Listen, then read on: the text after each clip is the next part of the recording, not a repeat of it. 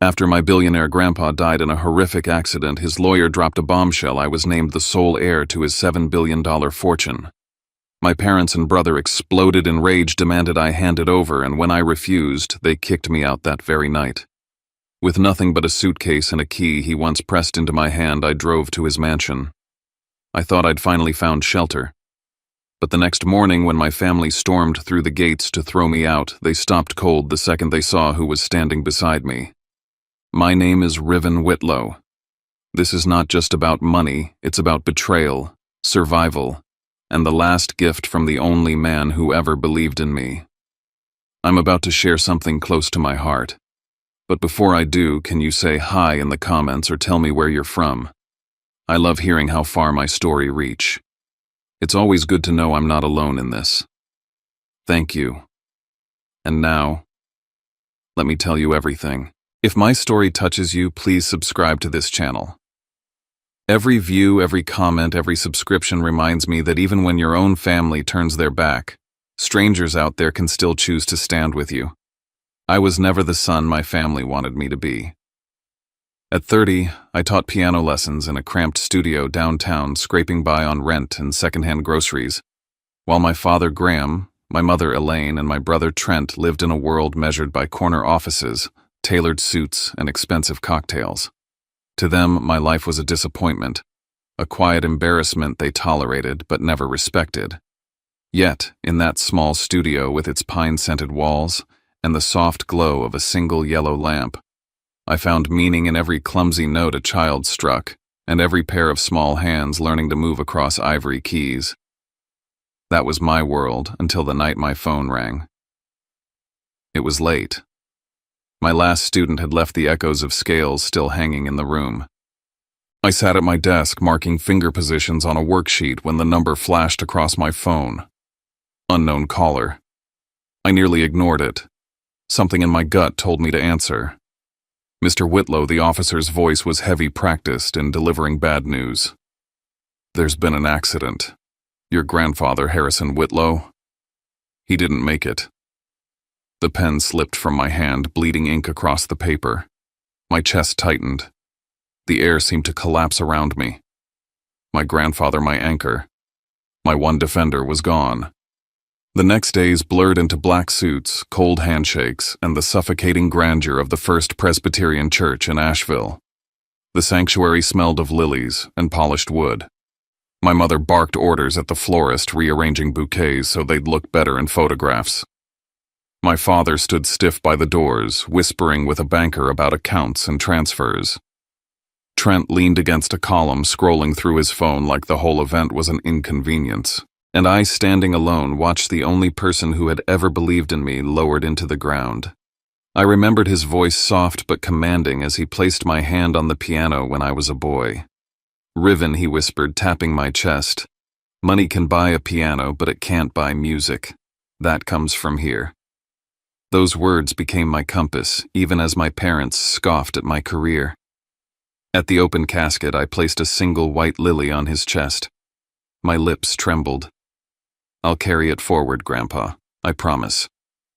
But when I turned, I caught a glimpse of faces in the crowd: business associates, journalists, opportunists. Their whispers weren't about his kindness, his values, or his laughter. They were about the Whitlow fortune, $7 billion. The will. Next week. As I stepped down the church steps, I felt something cold in my pocket. The small brass key engraved HW, the one he'd slipped into my hand months earlier. "For when you have nowhere else to go," he'd said with that cryptic smile. At the time, I thought it was just sentiment. Now I wondered if he'd seen this day coming. Two moments stuck with me that day. One was the silent nod from a woman I didn't know, a tall Latina in a gray suit who looked at me as if we shared a secret. Later, I'd learn her name, Lucia Ramos, my grandfather's COO. The second was a hushed exchange I overheard between my father and an unfamiliar man. The escrow account must be triggered early. He said there's a clause. Their voices faded, but the words rooted in me like thorns. My grandfather hadn't just left behind money. He'd left behind a plan. At the church entrance, Mason Everett, our family lawyer, leaned close. "Monday, 9 a.m., Montfort Avenue, he murmured.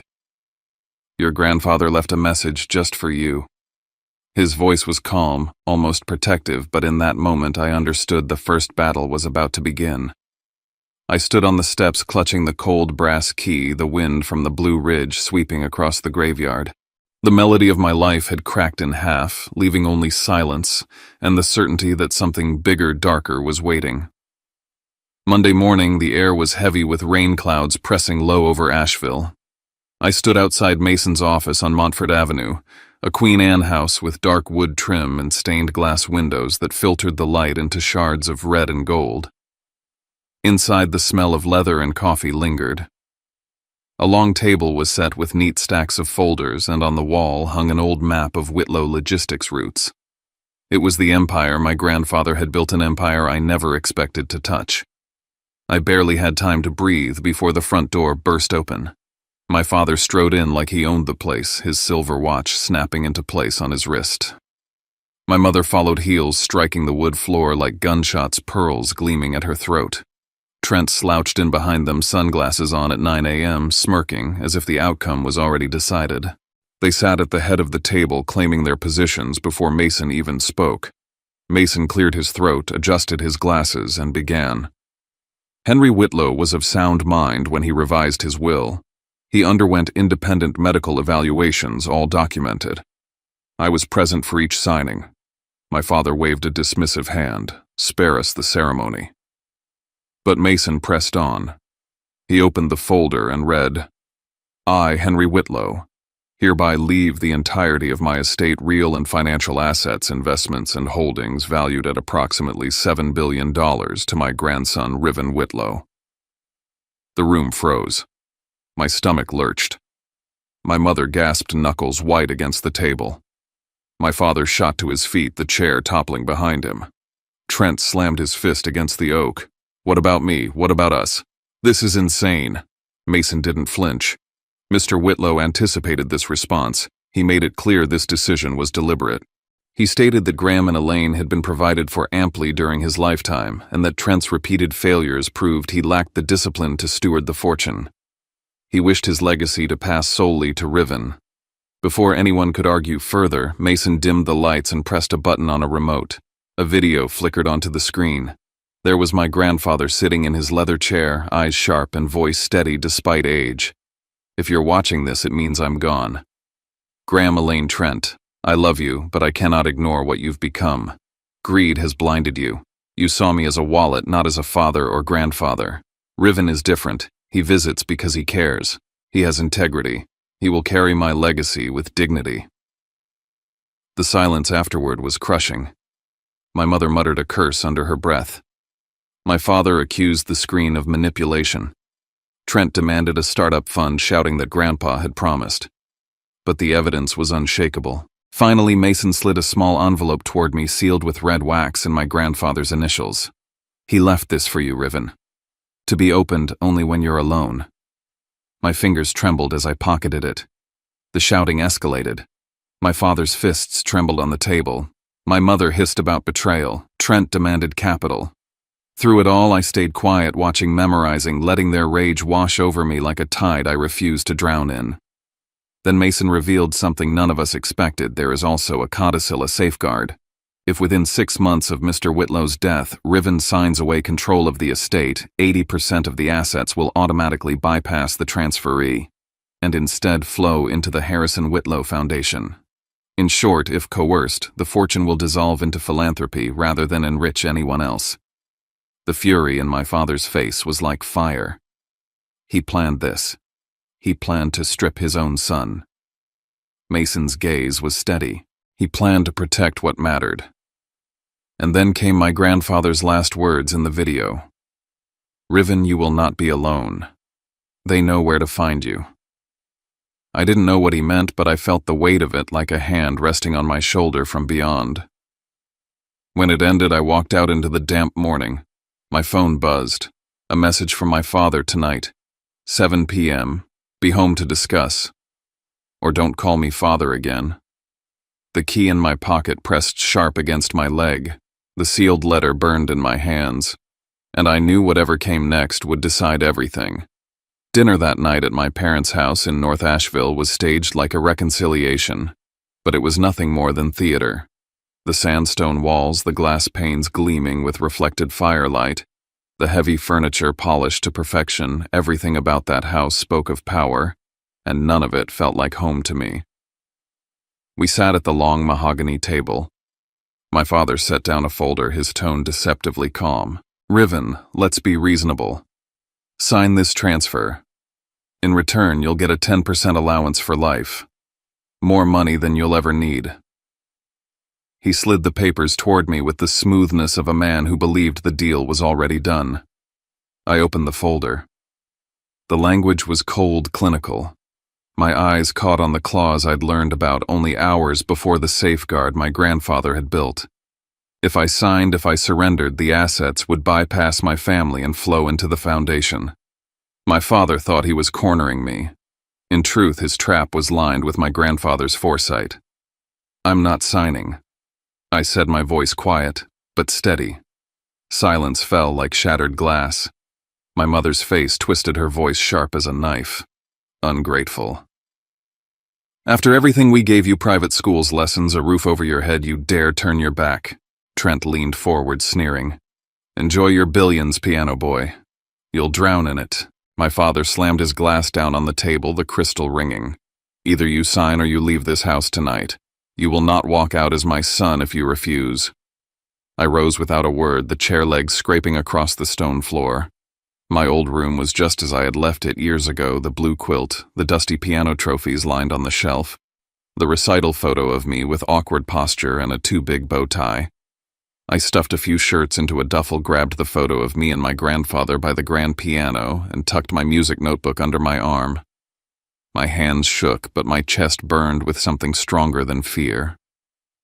In the garage, the smell of oil and damp concrete surrounding me, I opened the sealed letter. My grandfather's words stared back at me. "If you read this from a place that no longer feels like home, go to Seven Oaks tonight. Grant will know what to do. Do not fear the sound of cameras." My throat tightened. Even in death, he was guiding me, anticipating every cruelty they would unleash. I returned downstairs, duffel slung over my shoulder. My father stood waiting, arms folded, face carved from stone. I placed the pen back on the table, pushing the folder toward him. "I'm not signing." The front door was thrown open. Cold air rushed in. Rain hammered down outside, hissing on the stone steps. My mother's shrill voice followed me as I crossed the threshold. "You'll regret this. Family is forever. Money can't keep you warm." The door slammed behind me. I walked into the downpour, gripping the brass key in my pocket so tightly my palm ached. Through the blur of rain on the windshield, I saw the lights of the house flare on all at once. In my rearview mirror, Trent stood by the window with a phone to his ear. His mouth moved words I could almost hear. Plan A failed. What about Plan B? My gut twisted. There was more coming, something I couldn't yet see. The road shimmered under street lamps, puddles reflecting the gray sky. My tires hissed across slick pavement as I drove through Asheville's sleeping streets. The prelude I had never finished teaching a student played itself in my mind, each note incomplete, unresolved. By the time the iron gates of Seven Oaks rose ahead, the rain was a wall between the past and everything that waited for me. I slid the brass key into the lock. A heavy click echoed through the storm. The gates swung open, and I stepped into the only place that had ever felt like sanctuary and the battleground my grandfather had left behind. The drive wound uphill through oaks, dripping with rain, the gravel crunching beneath my tires. Lights glowed faintly in the windows of Seven Oaks, the estate that had once been my childhood refuge. Tonight it looked like a fortress, silent and waiting. The front doors opened before I could knock. A tall man with graying hair and a pressed suit stood in the doorway. His eyes softened when they found me. "Mr. Riven," he said with a respectful bow of his head. "Your grandfather knew you'd come tonight. It was Grant Holloway, the man who had been at my grandfather's side for decades. He led me through the grand foyer, the air rich with the scent of cedar and lemon polish.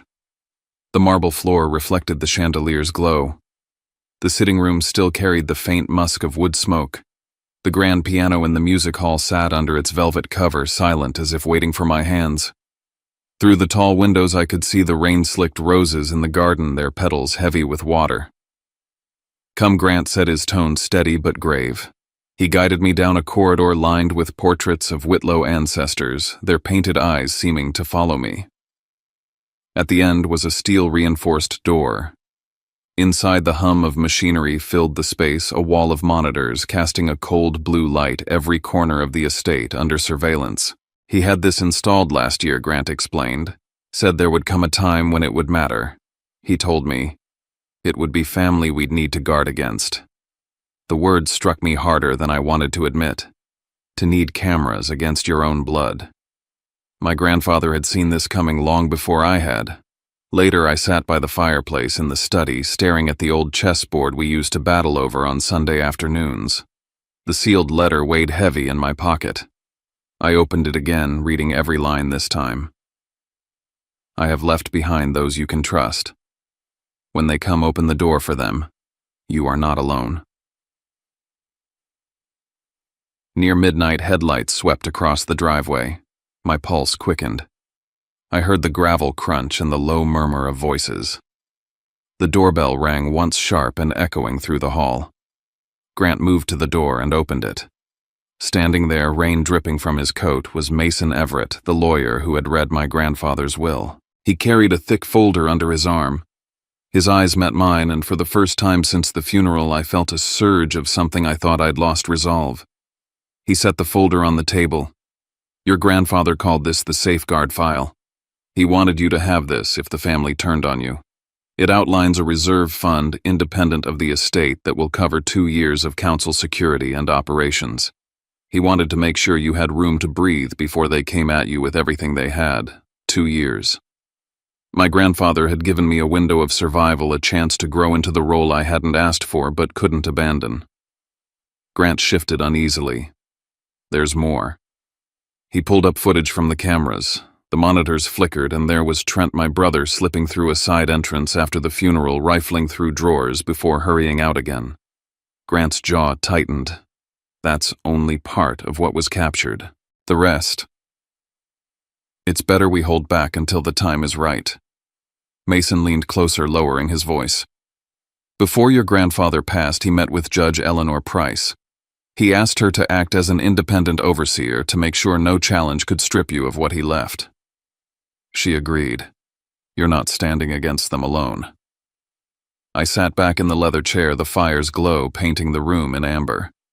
The weight of the past 24 hours pressed down, but beneath it something new stirred, a line drawn, a stand taken. Mason placed a hand on my shoulder. "Tomorrow others will come." He made sure of that. "But be ready. They won't wait long to strike." I looked around the mansion at the shadows that seemed to carry my grandfather's presence. For the first time since the reading of the will, I didn't feel like a man abandoned. I felt like a man stepping into a war that had already begun, armed with allies I hadn't yet met, and a legacy I couldn't walk away from. Morning at Seven Oaks carried a heavy stillness, the kind of silence that hummed in the walls like the house itself was waiting. I sat at the oak dining table, the chandelier above casting a harsh white glow across the empty chairs. Grant appeared at the door and cleared his throat softly. "Someone is here to see you, Mr. Riven." I rose, half expecting another attack, but when the door opened I saw a woman with graying hair and tired eyes that immediately filled with tears. Delia Monroe.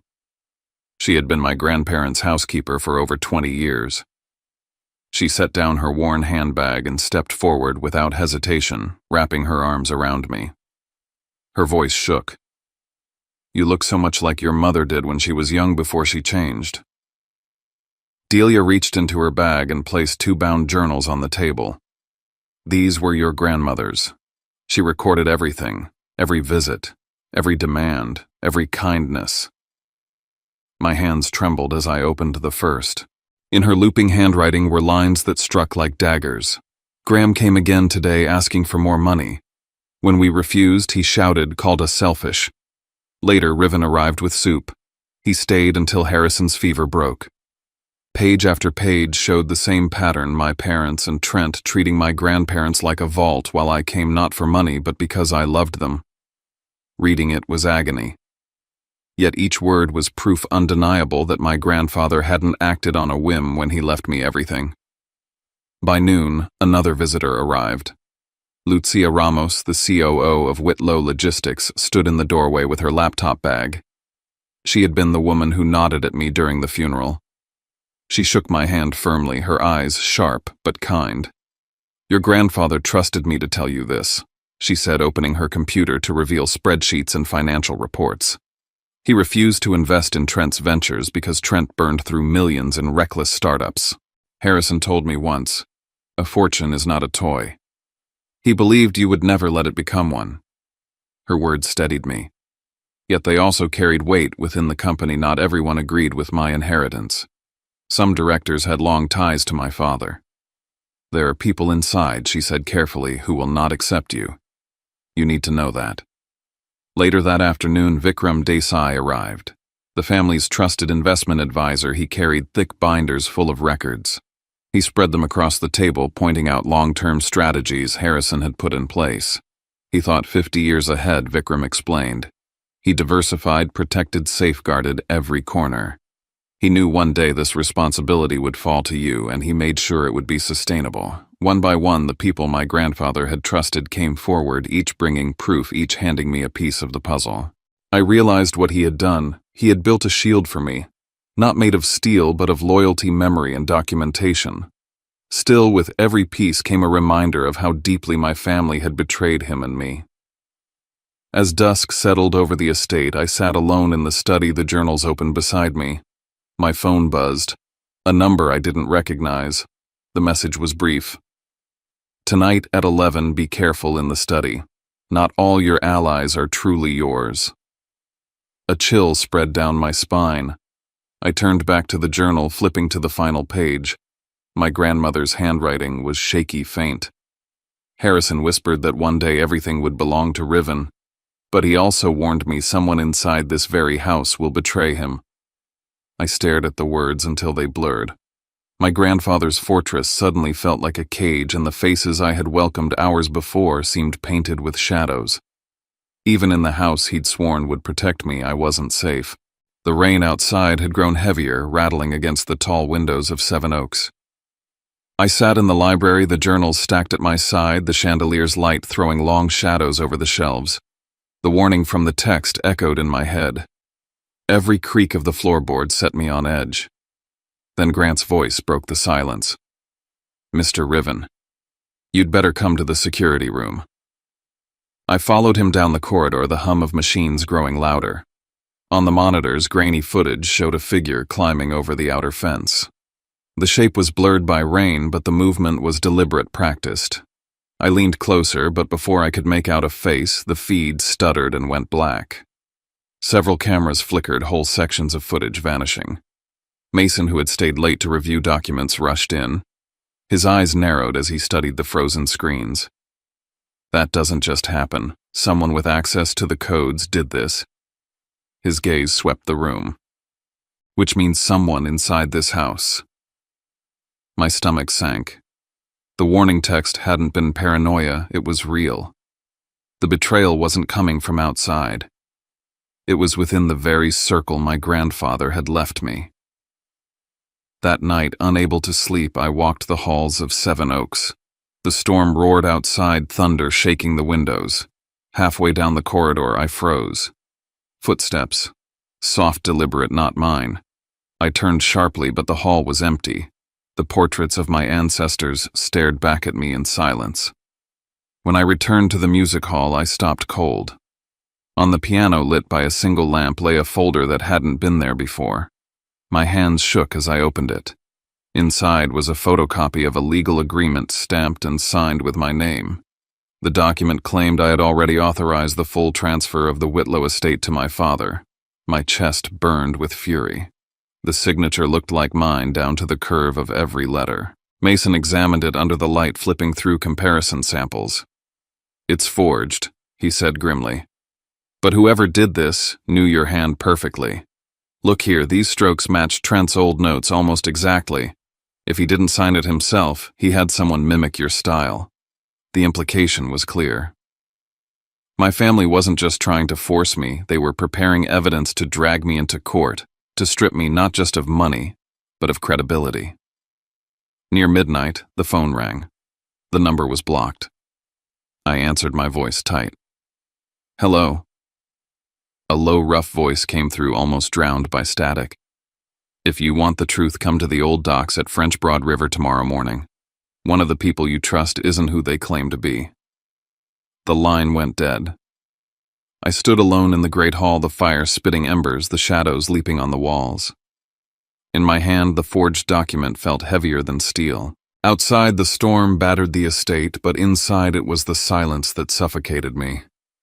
I realized then that the battle I had feared with my family was no longer just a matter of blood. It had become a war of shadows, betrayal, and deception. And somewhere inside the very walls of Seven Oaks, someone was already playing against me. The French Broad River lay quiet under the gray morning sky, the air cold enough to sting my face. I parked by the abandoned dock, its wooden planks warped and slick with moss. A lone figure waited at the end, collar pulled, high hat shadowing his face.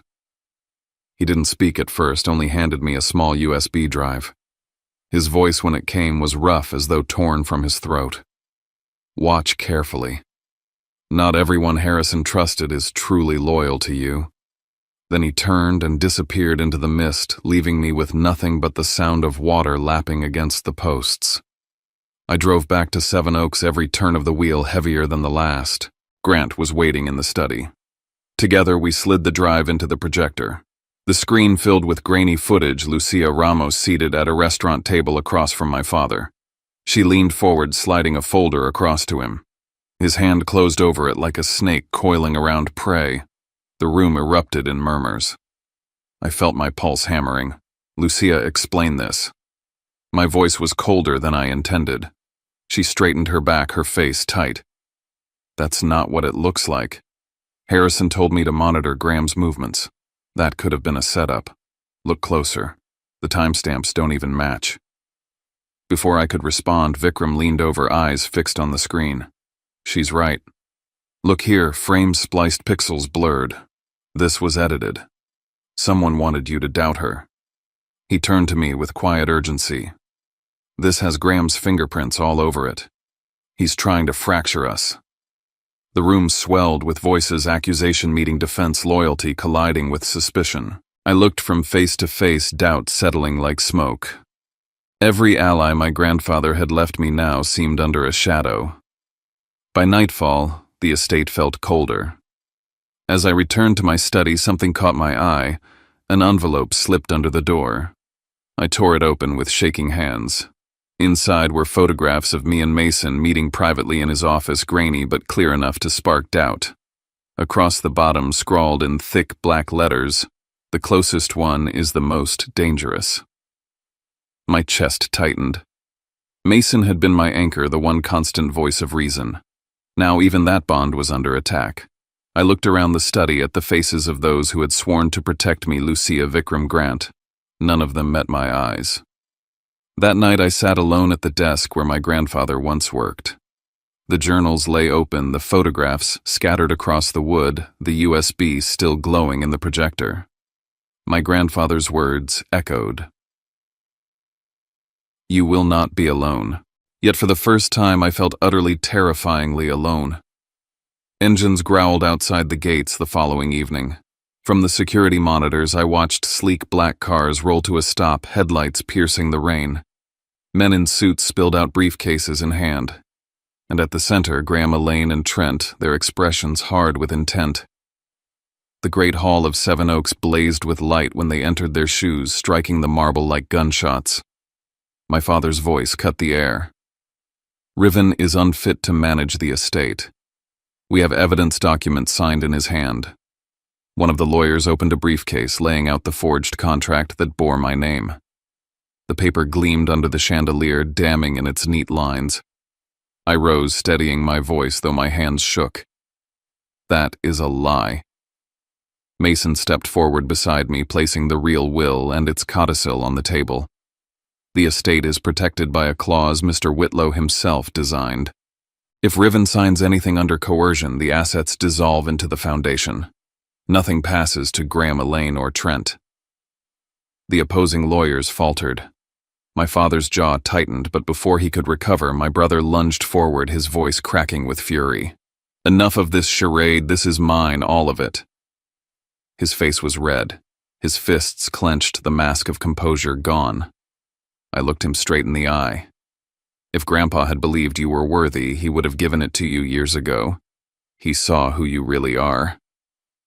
My mother's sobs filled the room. She clutched at my father's arm, her voice dripping with accusation.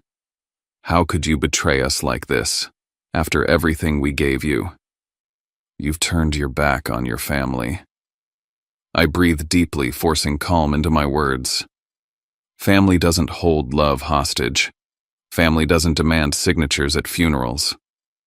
Grandpa chose me because he knew I would not betray what he built. For a moment, the room was pure chaos. Voices colliding, papers waved like weapons accusations hurling through the air. Then Grant's voice rang out clear and sharp. "Enough." He pressed a button and a video filled the monitors. The footage showed Graham, Elaine, and Trent rifling through drawers at Seven Oaks just days after the funeral. Their greed played out in high definition, undeniable, and raw. The doors to the hall opened. Judge Eleanor Price entered, her presence commanding silence. "This is sufficient to move forward with charges of unlawful entry and attempted misappropriation of estate property." And then Chief Marla Jennings stepped in, her badge catching the firelight. "If necessary, I'll authorize arrests on the spot." The air drained from the room. My father's face turned a dangerous shade, my mother's tears now tinged with rage, and Trent's bravado wilted into silence. They gathered their things, humiliated, but as they turned to leave, my father paused at the threshold. He stabbed a finger toward me. "This isn't over.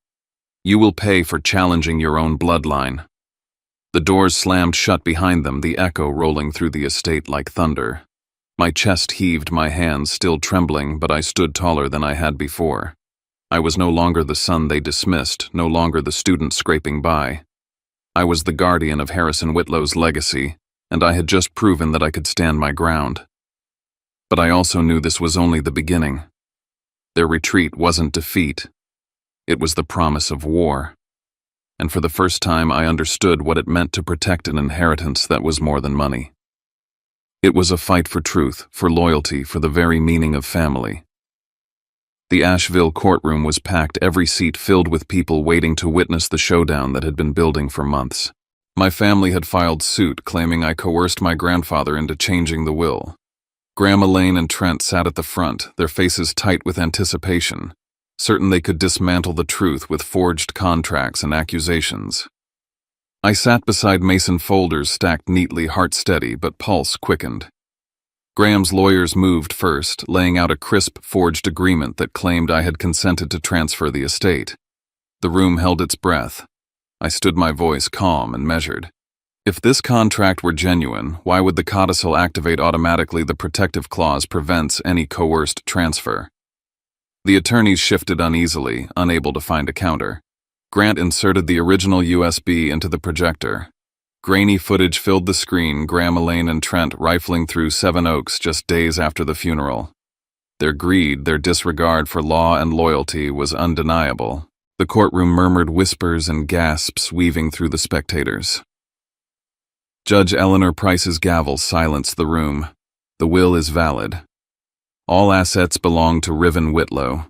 Further actions regarding trespass and forgery are referred to the appropriate authorities. Elaine burst into tears, Trent shouted, and Graham sank into his chair, pale and defeated. The courtroom had never felt quieter. Months later, Seven Oaks was alive in a new way.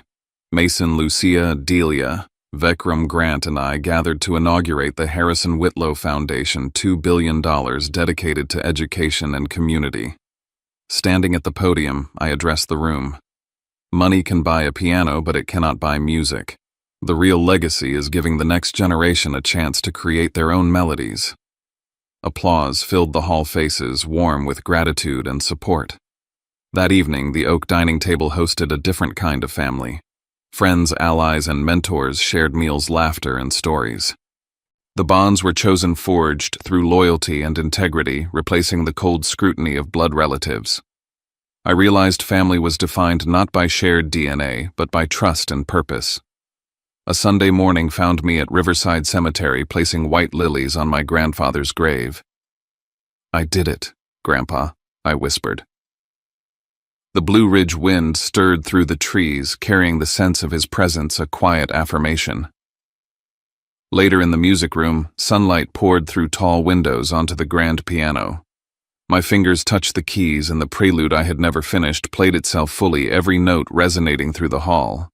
A recording hidden in the room activated his voice, soft but clear. "Your music is the answer." Delia found a letter in the piano drawer written years before. "If you are reading this, it means Riven has chosen the right path."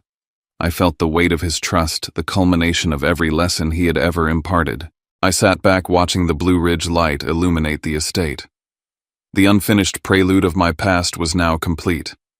It was a melody of purpose, integrity, and legacy. I whispered, letting the sound fill the room. "This is ours, Grandpa. Yours and mine." The battles were over. The estate was secure. The lesson endured: true inheritance is not money, but values, courage, and the will to honor them.